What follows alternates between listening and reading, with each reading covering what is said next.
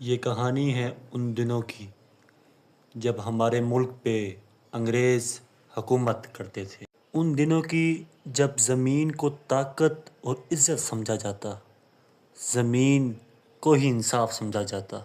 لیکن اس زمانے میں کچھ لوگ ایسے ضرور موجود تھے جو اپنی عزت کو اور غیرت کو سب کچھ سمجھتے تھے، جیسا کہ اس ہمارے دلچسپ کہانی میں اکبر، جو ایک بہت ہی محنتی انسان تھا اور ایماندار انسان تھا، اور دوسری طرف افگر تھا جو ایک لالچی انسان تھا اور سب کچھ ہی جائیداد کو اور پیسوں کو سمجھتا تھا۔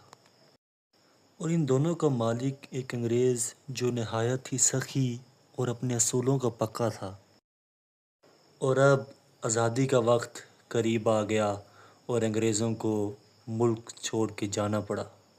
لیکن انگریز کیونکہ زمین لے جانے سے قاصر تھے، تو انگریز نے سوچا جو میرے پاس زمین ہے تو اب مجھے اس کا کیا کرنا چاہیے۔ اس لیے اس نے فیصلہ کیا کہ میں اپنے نوکروں کو یہ زمین دیتا ہوں، اور اس نے ان دونوں کو، اکبر اور افگر کو، اپنے پاس بلایا۔ اس کے بعد اس نے فیصلہ کیا کہ کیونکہ اکبر ایک دیانتدار اور محنتی انسان ہے تو میں یہ زمین اکبر کو دوں گا۔ اور اکبر کو کہتا ہے کہ جتنی زمین تم نے رکھنی ہے رکھ لو، سب تمہاری۔ لیکن اکبر یہ زمین لینے سے منع کر دیتا ہے۔ لیکن ساتھ ہی کھڑے افگر فوراً کہتا ہے کہ صاحب میں حاضر ہوں یہ زمین لینے کے لیے۔ تو اس لیے اکبر بغیر سوچے سمجھے یہ زمین افگر کے حوالے کر دیتا ہے۔